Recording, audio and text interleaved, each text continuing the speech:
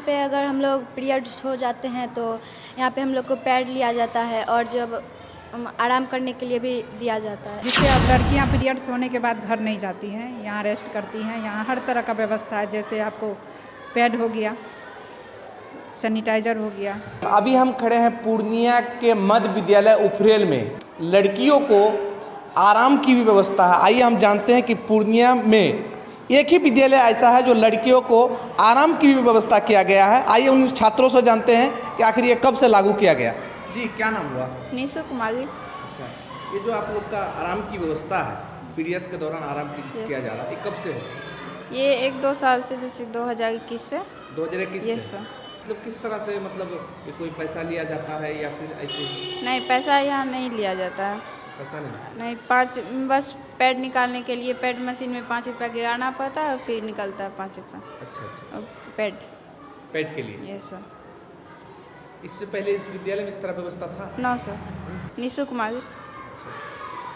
मतलब जितने भी छात्र छात्राओं को कोई दिक्कत नहीं? No sir. सभी के लिए व्यवस्था की यस गई? सर। क्या नाम हुआ? रोहिणी कुमारी। इस विद्यालय में कब से ये है शुरुआत किया गया? 1-2 साल से। 1-2 साल से। तो पैसा उसा भी लिया जाता है? No sir. सहेली कक्ष क्यों कहा जाता है?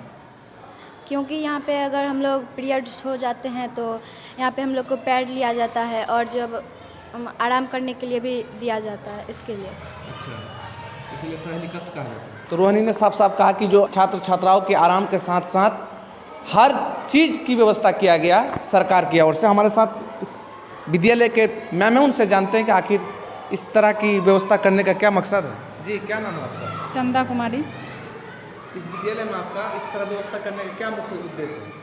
सर, ऐसा होता था पहले लड़कियां छुट्टी लेके घर चली जाती थी पीरियड्स आने के बाद। उसका पढ़ाई बाधित होता था सर। अच्छा। जब मैम आई 2021 में यहाँ पे, तो उन्होंने सबसे पहले सहेली कक्ष का ही ये करवाएं। अच्छा जी, जिससे अब लड़कियां पीरियड्स होने के बाद घर नहीं जाती हैं, यहाँ रेस्ट करती हैं। यहाँ हर तरह का व्यवस्था है, जैसे आपको पैड हो गया, सैनिटाइज़र हो गया, अच्छा। आराम करने की व्यवस्था है, बेड हो गया। जी, मतलब हर चीज़ की व्यवस्था की? हर चीज़ की व्यवस्था की गई है। ये कब मन में आप लोग का ठाना गया कि इस तरह व्यवस्था करने से लोगों को अच्छा लगे? सर, ये व्यवस्था तो पहले ही हो जाना चाहिए, ये होना भी था सर, बहुत ज़रूरी था सर। जिन विद्यालय में नहीं है उन लोगों को क्या हम कहेंगे? चाहेंगे सर कि उस विद्यालय में ज़रूर से ज़रूर सहेली कक्ष हो। अच्छा। जी, व्यवस्था की जाए। मेरे नज़र में तो सर मेरा ही स्कूल है जो जहाँ पे सहेली कक्ष है। अच्छा अच्छा। और हमको पता नहीं, गर्ल्स हाई स्कूल में हो सकता है।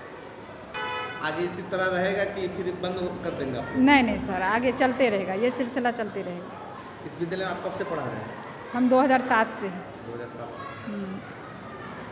तो सहेली कक्ष जैसे आपका उफरेल मध्य विद्यालय में है, तो इसी तरह अगर हर विद्यालय में हो जाएंगे तो लड़कियों को कितना सुरक्षित महसूस करेंगे? बहुत ही ज़्यादा सुरक्षित महसूस करेगी सर, अपने आप को सुरक्षित महसूस करेगी। अच्छा। जी, जिन विद्यालय में नहीं है उन विद्यालयों के लिए आप सरकार से क्या कहेंगे? हम सरकार से ये अनुरोध करेंगे कि सर जल्द से जल्द हर विद्यालय में ये सहेली कक्ष का निर्माण करवाया जाए। क्या नाम है आपका? चंदा कुमारी, मिडिल स्कूल उफरेल। तो हमारे साथ थे शिक्षिका चंदा कुमारी। उन्होंने साफ साफ कहा कि पूर्णिया के मध्य विद्यालय उफरेल में सरकार की ओर से और शिक्षकों की लगन मेहनत से इस तरह की लड़कियों का व्यवस्था किया गया, जिसको सहेली कक्ष कहा जाता। पूर्णिया के एक ऐसे विद्यालय है जो इसी विद्यालय में सहेली कक्ष बनाने से लड़कियों के आराम की भी व्यवस्था किया गया।